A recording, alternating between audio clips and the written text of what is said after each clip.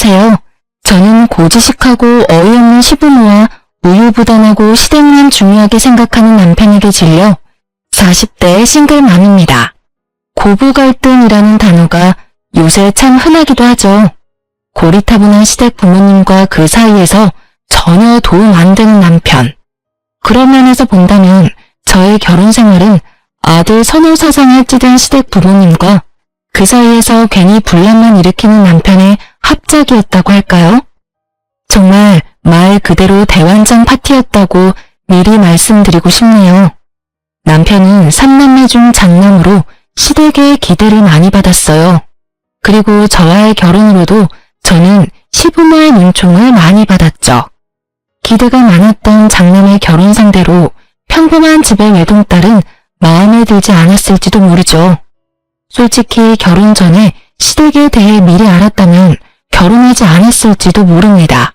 하지만 제게는 딱 하나 믿는 구석이 있었거든요. 바로 남편과 한 약속. 합가는 절대로 하지 않겠다는 이야기를 이미 남편과 결혼 전 다 합의해 놓은 상태였어요.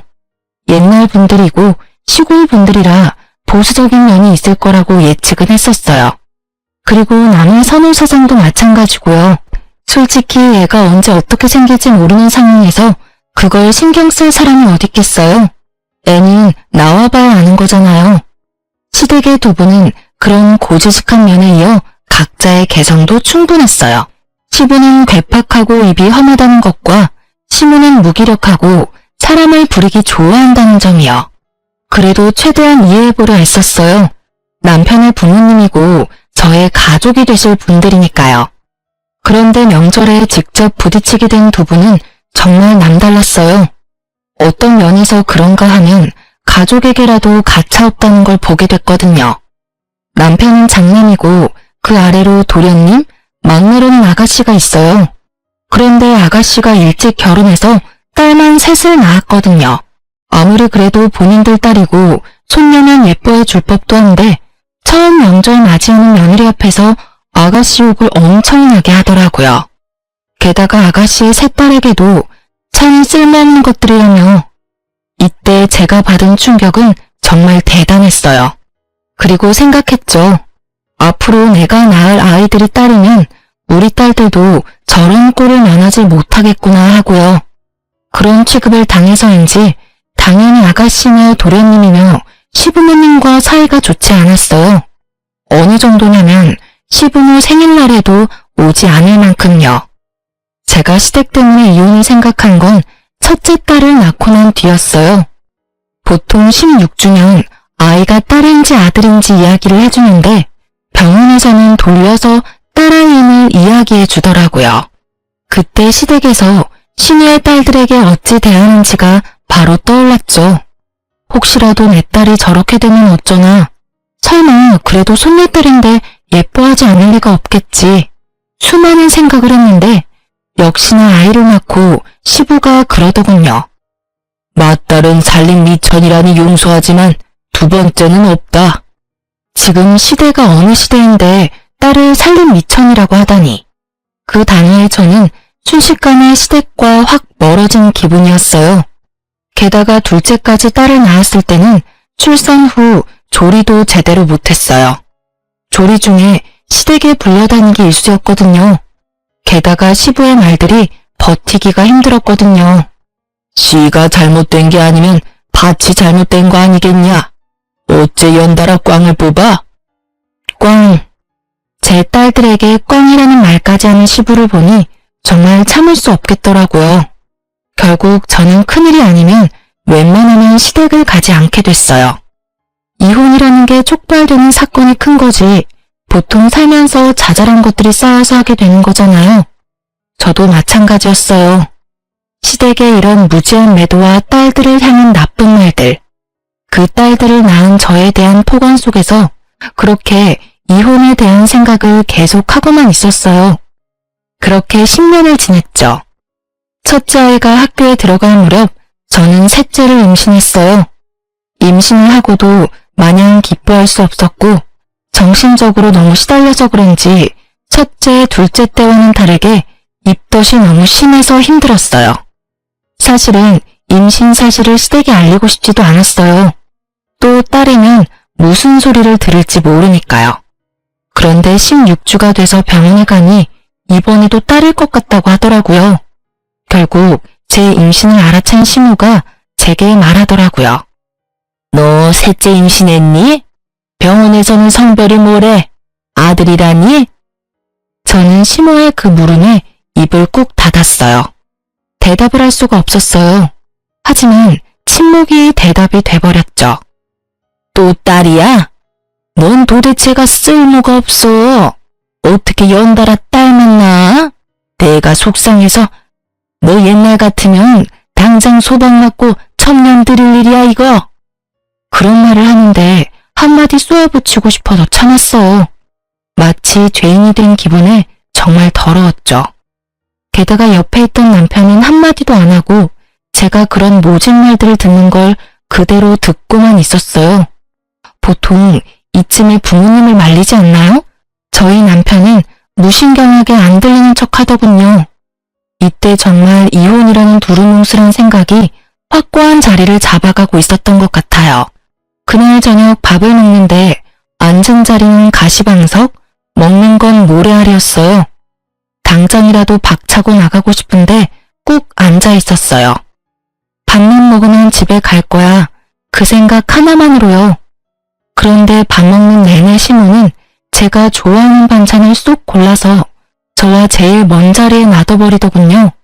게다가 된장이나 고기에 젓가락이라도 델라치면 아들도 못 낳는 며느리가 어디서 고기 반찬을 탐하냐며 소리치는데 이때쯤에는 참는 데에 도 같은 저라도 참기 어려웠어요. 그날 시댁에서 아무것도 못 먹고 집에 와서 치킨이며 피자며 다 시켜서 엄청나게 폭식했었어요. 그렇게 잘 참던 제가 터진 건 어린이날이었어요. 임신한 몸으로 첫째와 둘째를 데리고 어린이날을 맞아 근처 동물원에라도 가려고 했었거든요. 남편은 어린이날 근무가 잡혀 못 오게 됐던지라 제가 두 딸을 데리고 가기로 했죠. 딸들이 워낙 순하고 엄마 바락이라 데리고 다니는 게 힘들지는 않았고 매번 천덕꾸러기 취급당하는 딸들이 불쌍해서 제 몸이 힘들더라도 이번에는 애들한테 맞춰주려고 했던 거예요.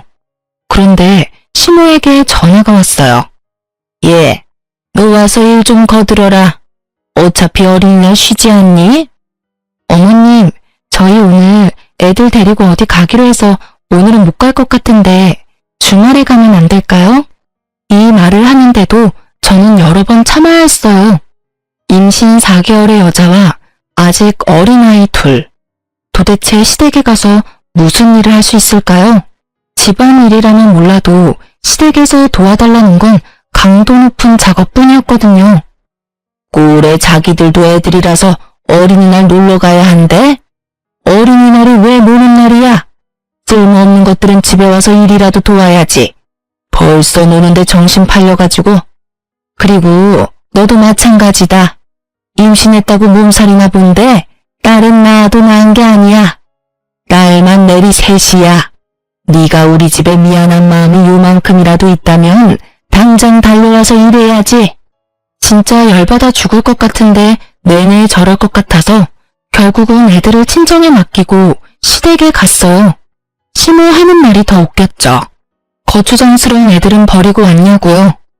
이때쯤에는 저도 슬슬 열받아서 좋은 말이 안 나오더라고요. 저는 친정에 맡겼다고 이야기했고 시모의 일을 거들었어요. 그러다 무거운 걸 옮기는 일을 하는데 시모가 한마디 하더라고요. 너 진짜 그러는 거 아니야. 네가 딸 낳고 미안한 마음이 있었으면 네가 우리한테 전화해서 몇 번이고 도와드리러 오겠다고 해야 정상 아니니? 도대체가 우리가 꽝을 뽑았어. 다른 집 여자들은 아들만 잘 낳는데 왜 너는 매번... 아휴, 됐어. 내가 말을 하면 뭐하니? 거기도 치워놔. 무기력하게 누워서 입만 살아 움직이는 시무를 보니 울컥울컥 화가 치밀어 올랐어요. 그것밖에 못해? 넌 집에서 도대체 뭘 배웠어? 이래서 딸 가진 부모가 죄인이라고. 네가 그럴수록 너희 부모님이 욕 듣는다는 생각은 안 하지? 그래도 딸년들 놔두고 온 건 잘했네. 쓸데없는 너희 딸년들한테 줄 밥 여기 없어. 너도 일 끝나면 밥 축내지 말고 집에 바로 올라가. 알았어? 그 이야기에 완전히 열받은 저는 하던 걸 확 내팽개치고 일어났어요. 어머님, 아무리 그래도 본인 손녀딸들이고 아들의 딸이에요. 어떻게 말씀을 그렇게 하실 수가 있어요? 게다가 제가 왜 죄인이에요? 요즘 세상에 아들, 딸 구별이 웬 말이냐고요. 어린이날 애들 놔두고 이렇게 여기서 일하고 있는 것도 서럽고 저 이제 막 임신 4개월밖에 되지 않은 임산부인데 이렇게 막 부려먹으실 수가 있냐고요. 이런 일이야말로 학대고 어머님이 하신 말씀이야말로 폭언이죠. 싹 수 없는 것을 봤나?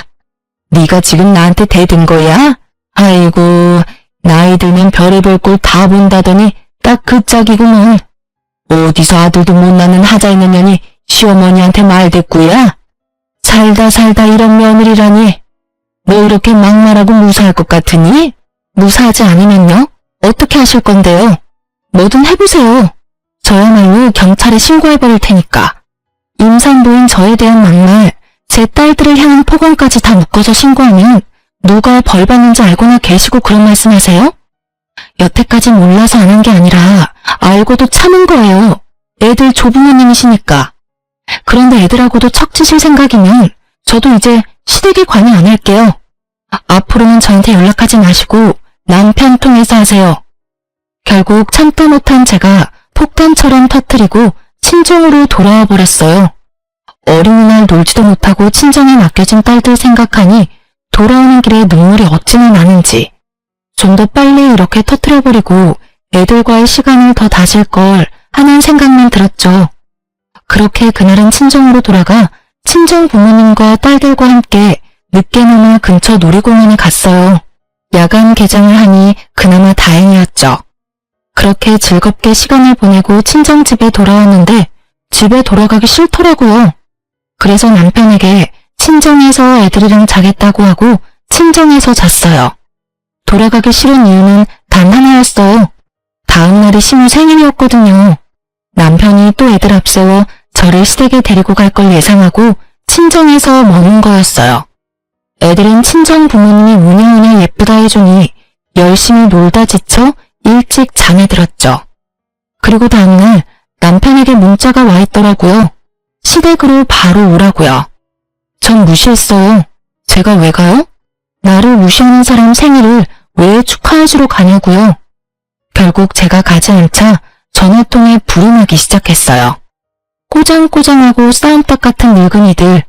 평소에도 어찌나 마음을 못됐겠었으면 챙겨주는 사람이 장남밖에 없을까요? 실제로 결혼 후에 시부모 생일에는 저와 남편만 꼬박꼬박 참석했어요. 둘째 도련님, 셋째 아가씨는 바쁘다는 핑계로 못 오는 날이 더 많았거든요.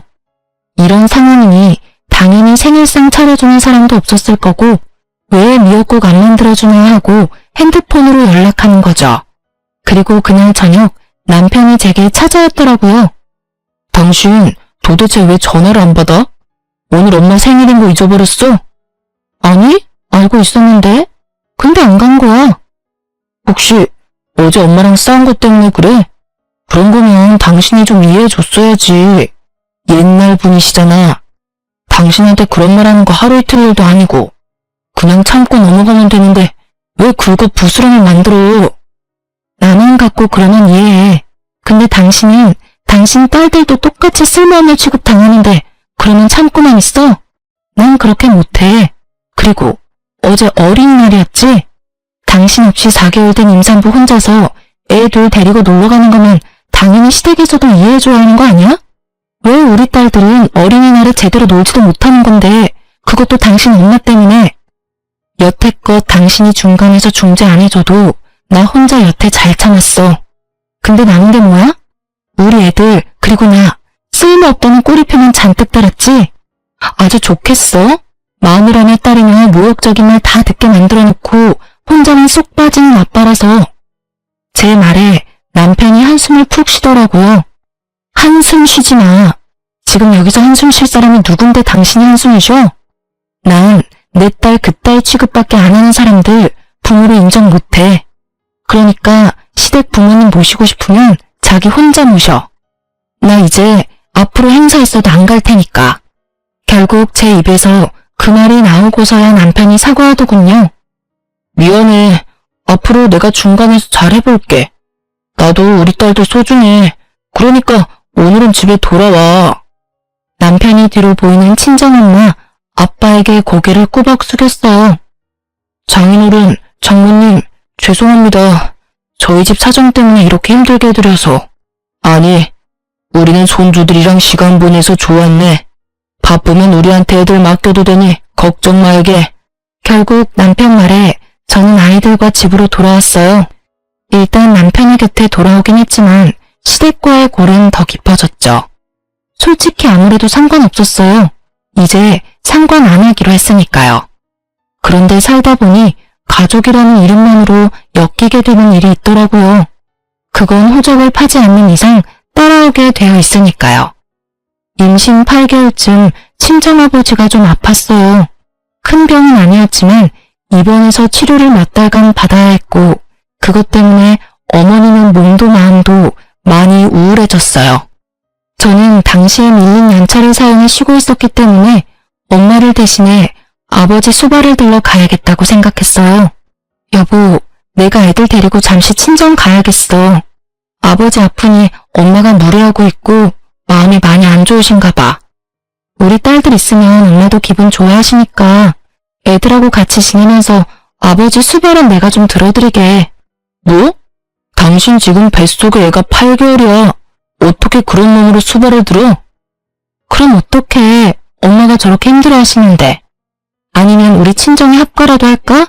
어차피 우리 전세 썼는데 전세금 빼서 친정 부모님 돈이랑 합치면 더 큰 집에서 살 수도 있고. 우리 엄마가 애들 돌봐주면 나도 당신도 움직이기 더 편할 거야.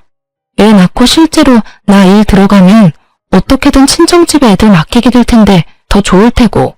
저는 남편에게 합가 이야기를 꺼냈어요. 아버지도 아프시고 어머니도 안 좋은 상황에서 제가 생각할 수 있는 가장 편한 방법이었죠. 그렇지만 남편 표정은 영 별로더군요.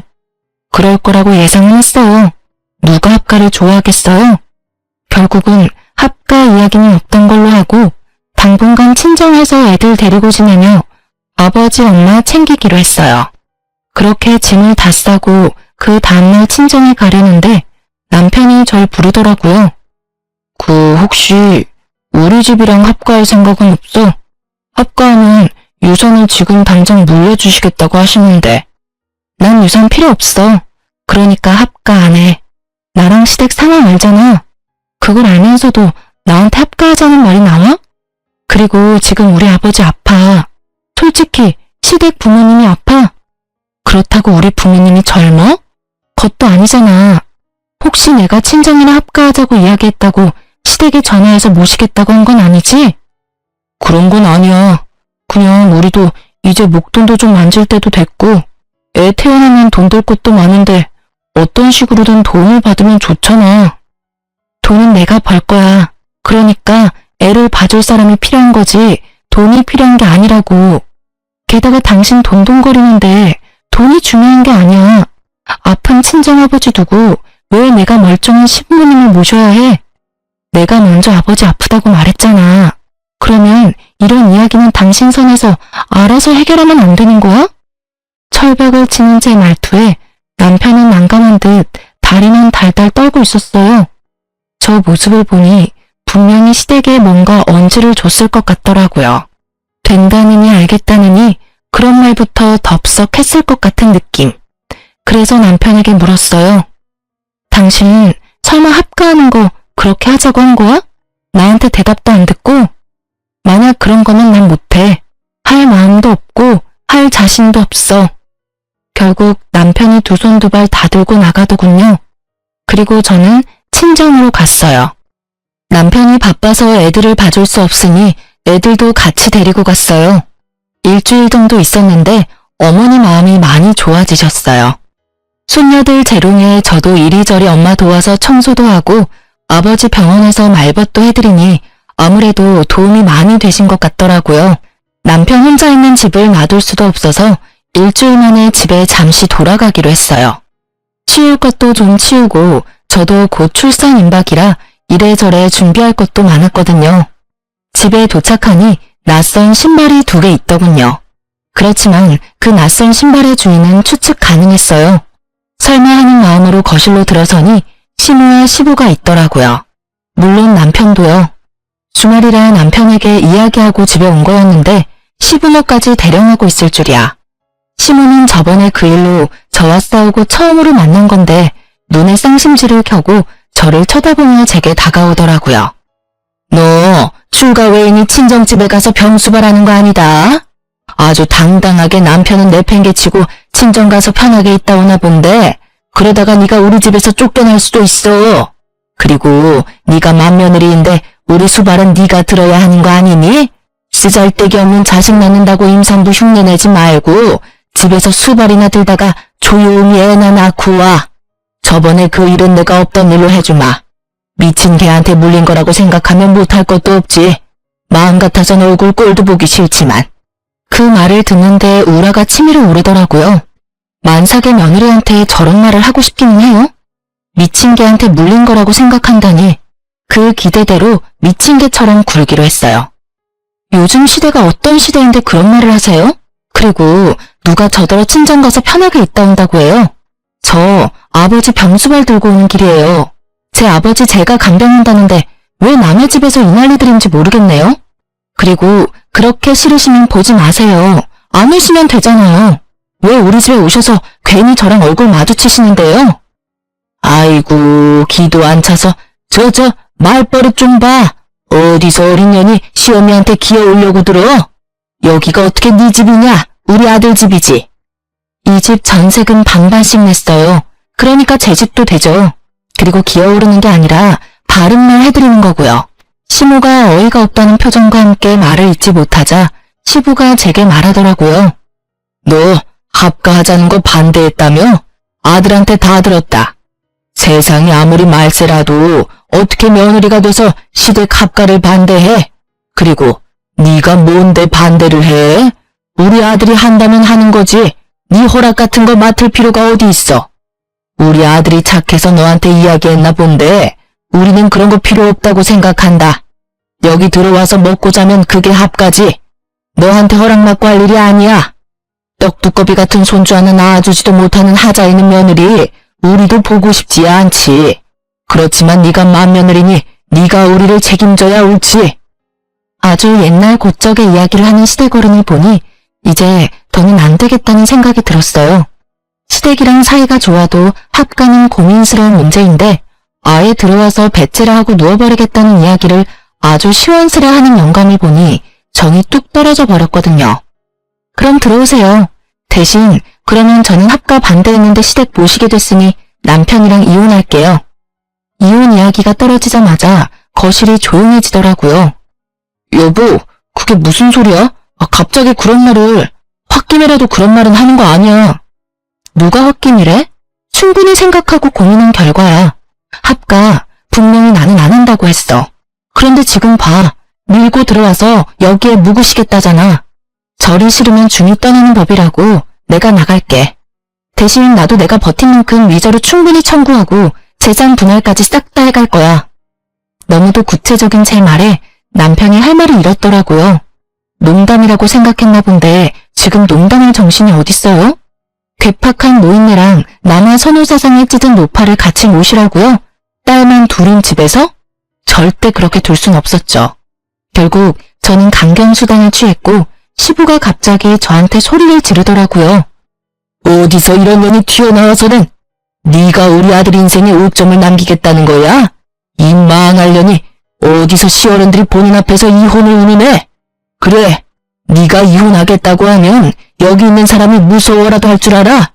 어디 수발 들기 싫어가지고 잔머리를 쓰는 거야? 잔머리 아니고 제 진심이에요.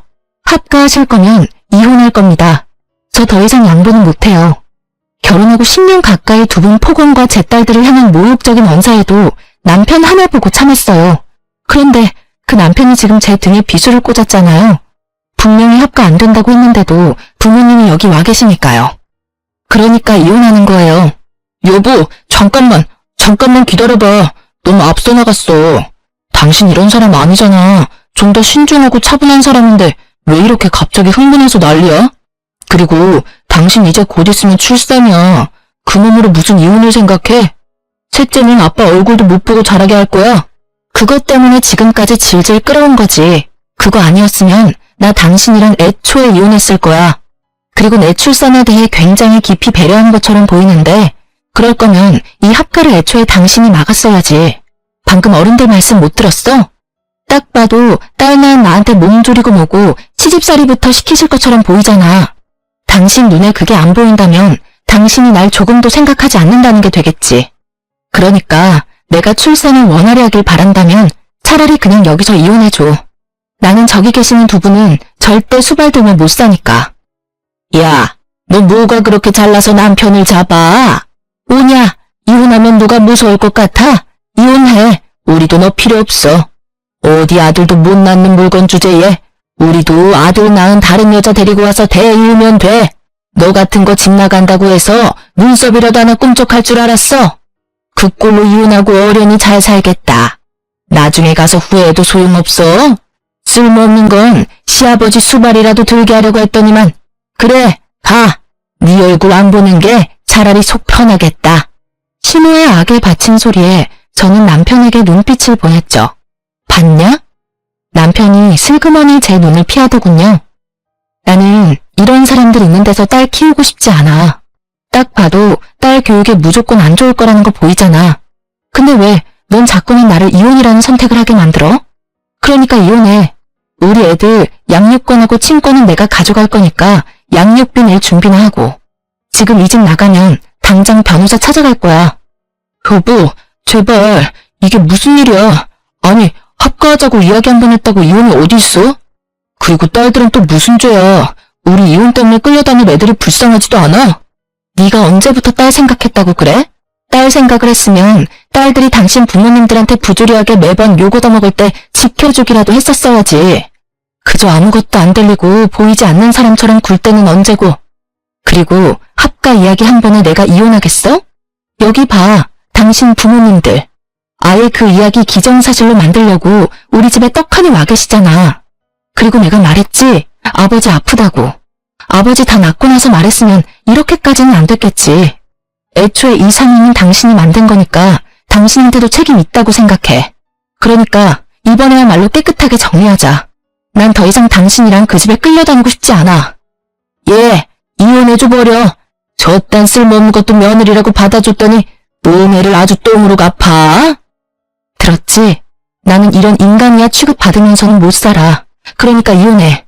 그리고 이혼하면 애들 양육권이랑 친권은 나한테 넘겨. 어차피 당신이 애들 데려가봤자 그 집안에서 핍박받고 학대나 받을 건데 그런 짓 하지 말고 나한테 애들 주고 당신은 양육비나 보내줘. 쓸데없는 여자애들은 데리고 가거라. 그치만 양육비는 한 푼도 주지 마. 뭐가 좋다고 딸들한테 돈을 들이냐? 우리가 데려올 필요도 없지만 돈을 줄 필요도 없지. 시부는 제가 아이를 데려가면 남편이 양육비를 줘야 한다는 기본적인 것도 모르고 계시더라고요. 이 사람들에게 딸은 그런 존재인 거예요. 저는 고개를 절레절레 저으며 남편에게 말했어요. 서류는 곧 보낼게. 그리고 애 낳는 동안 연락 안 되면 변호사한테 연락해줘. 나중에 변호사 번호 알려줄 테니까. 그 말만 남기고 저는 그 집에서 나왔어요. 친정에서는 아무 말 없이 절 받아줬고요. 아버지는 병상에서 빠르게 회복되어서 집에 와 계셨고 어머니도 제 출산 준비로 바쁘셨어요. 그렇지만 그 시간은 정말 충만했어요. 외동딸이라 부모님 댁은 항상 적적했고 시댁이 정우양 족골이라 큰 행사 있는 날에는 와보지도 못했거든요. 매번 시댁 불려가느라 이렇게 손녀들하고 같이 있으니 너무 좋으신 듯 매일 웃음이 떠나지를 않았죠. 그리고 이혼은 변호사를 통해서 잘 진행됐고 그 와중에 저는 셋째를 낳았어요. 보호자로 아빠가 아닌 친정엄마가 와 있는 게 나쁘지만은 않더라고요. 첫째 때는 시모가 와서 살벌한 말만 남기고 떠났고 둘째 때는 시댁에서는 아예 연락도 없었죠. 셋째는 두 누나와는 다르게 친정 부모님의 사랑을 듬뿍 받으며 태어났죠. 애를 낳고 나서는 낳았다는 연락만 했어요. 셋째도 남편이 양육비 지급해야 할 테니까요. 그렇게 셋째가 100일이 다 되어갈 때쯤 이혼은 무사히 완료됐어요. 그런데 남편이 셋째 얼굴 보고 싶다고 하더군요. 사실 보여주고 싶지도 않았지만 친정에 오라고 했어요. 남편은 애를 보러 오겠다고 해놓고선 저한테 그러더라고요. 당신 내가 봐줄 테니까 이만 땡깡 부리고 돌아와. 이혼했지만 다시 결혼은 할 수 있고 솔직히 나는 당신이랑 헤어지고 싶은 마음 없었어. 부모님들 때문에 이렇게 된 것뿐이잖아. 아직 우리 사이의 마음은 그 정도는 아니라고 생각하는데. 저는 남편 말에 웃음부터 났어요. 지가 뭔데 날 봐줘요? 네가 뭔데 날 봐줘. 네가 뭔데. 너 여태까지 내 남편도 아니었어. 우리 딸들 아빠도 아니었거든? 넌 그냥 너희 부모님 아들이었지. 재결합하면 뭐가 바뀌는데? 아무것도 변할 게 없잖아. 내 딸들을 시부모님들에게서 지켜주지도 못했으면서. 두 번 다시 무책임한 말 꺼내지 말고 조용히 애나 보고 가. 남편은 본전도 못 찾고 잠든 애기 얼굴을 보더라고요. 그러더니 이리저리 살펴보더니 놀란 얼굴로 묻더라고요. 혹시 셋째가 아들이야? 저는 답을 피했어요. 말하고 싶지 않았거든요. 아들이라고 하면 얘만 쏙 데려갈까봐 걱정했고요.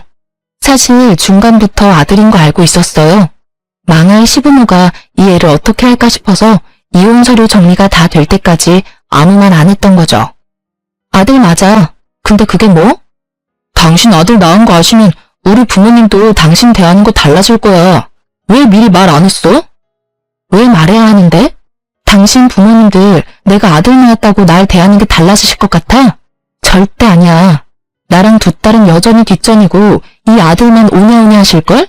그게 정상으로 보여? 그치만이고 저치만이고 나는 당신네 가족하고는 두 번 다시 만나고 싶지 않아. 욕도 그만큼 들었으면 많이 들었어. 이제는 그런 말 안 듣게 해줄 수는 없어? 10년 동안 당신 얼굴 봐서 참아줬으면 됐잖아. 얼마나 더 참으라고 나더러 돌아오라는 미친 소리나 하는 거야? 제 불호령에 남편이 말을 못하더라고요. 정신이 똑바로 박힌 인간이면 이 상황에 그런 소리 못하죠. 당신 힘들어서 나더러 돌아오라고 하는 것 같은데 수발은 당신 혼자만 열심히 들어. 나는 절대로 그쪽으로는 안 돌아가. 그리고 이미 우리 이혼 서류 정리 다 됐거든? 법적으로 남남이야. 그러니까 제발 당신이 아버지로서의 정이 조금이라도 남아있다면 딸들을 위해서라도 그 집에 돌아오라는 말은 하지 마라.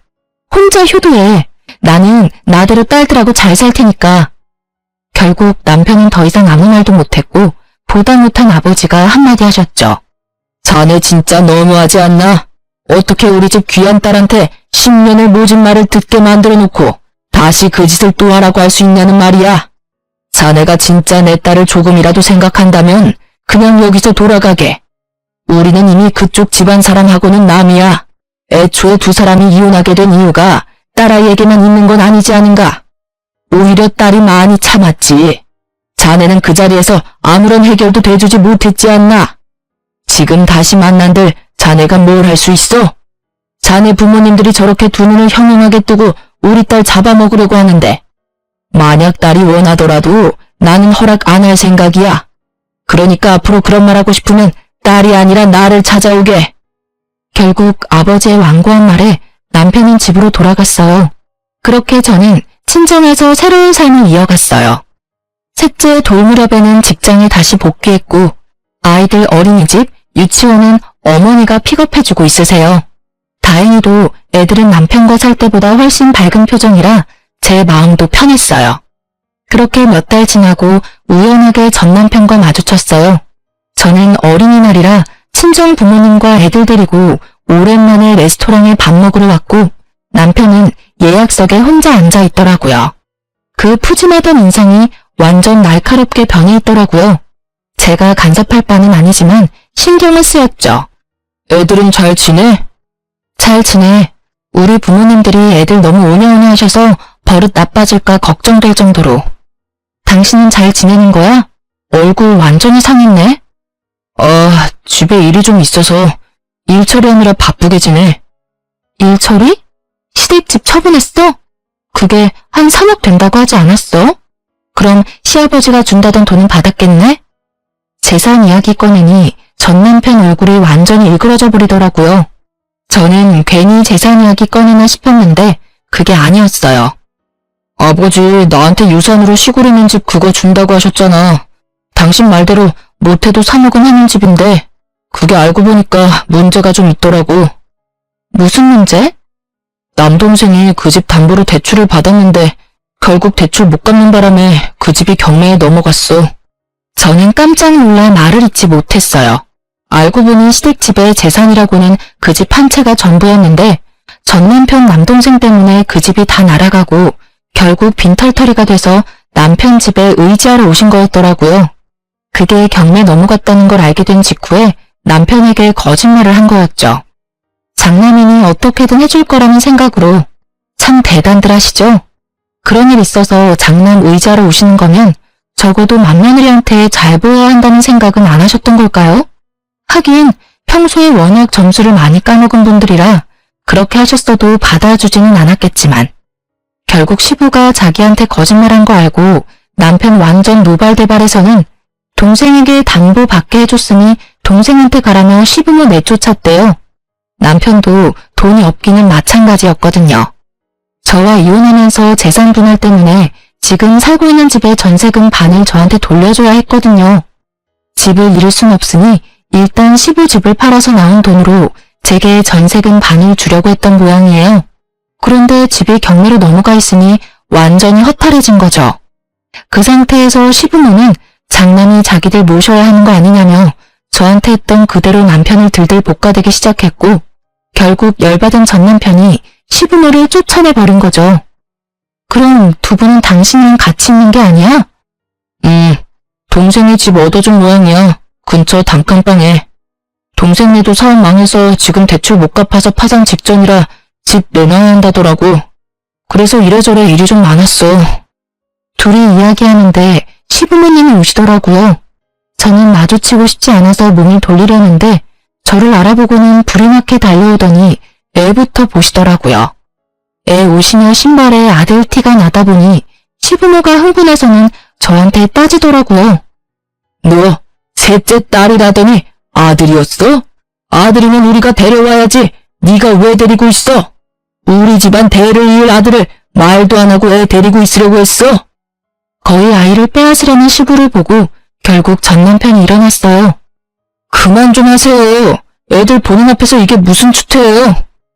전 남편 말대로 멀리서 두 딸이 안절부절 못하고 저를 바라보고 있더라고요. 저는 웃어주며 괜찮다고 말했어요.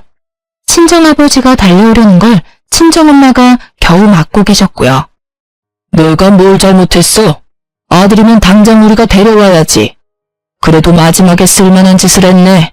아예 쓸모없는 물건인 줄 알았더니. 어서 이리 다오. 우리 손주 한번 안아보게. 이미 이혼했고 저희는 남남이에요. 오늘은 우연히 마주친 거고.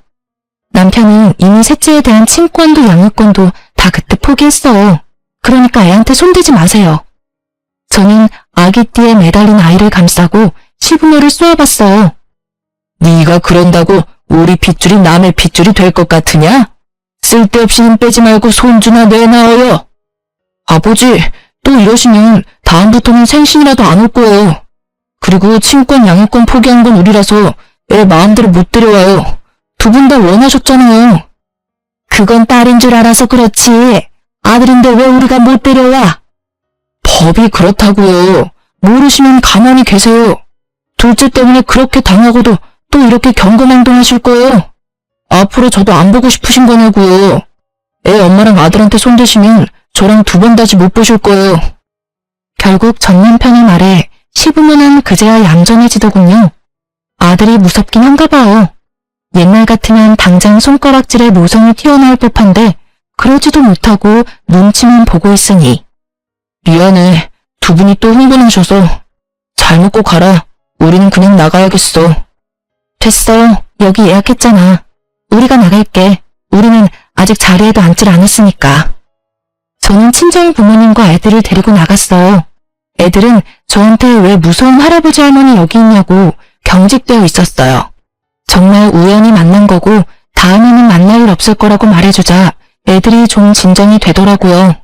그 뒤로는 시댁 식구나 전 남편을 만난 적 없어요. 그래도 양육비는 꼬박꼬박 들어오니 살아있기는 한가 보다 하고 지내죠. 이혼 후에 저는 많은 것들이 변했어요. 친정에 완전히 정착하기로 했어요. 부모님이 늙으면 제가 수발을 들어야 할 상황이 올지도 모르지만 그 전에 아이들이 독립하기를 바라며 열심히 키우는 중이랍니다. 그리고 친정 아버지는 집 명의를 제 앞으로 돌려주셨어요. 저는 어차피 두 분 돌아가시면 상속될 거고 미리 바꾸지 말라고 했지만 아버지는 완고하게 제 이름으로 해주셨어요. 대신에 저는 아버지께 제가 받은 위자료를 그대로 드렸어요. 돈 벌어서 아이들과 함께하는 시간을 가지고 가족과 함께 여행을 가고 하는 시간은 너무나 소중하다고 느꼈어요. 솔직히 시부모의 그런 행동들을 참으려고 하면 참을 수 있었을 거예요.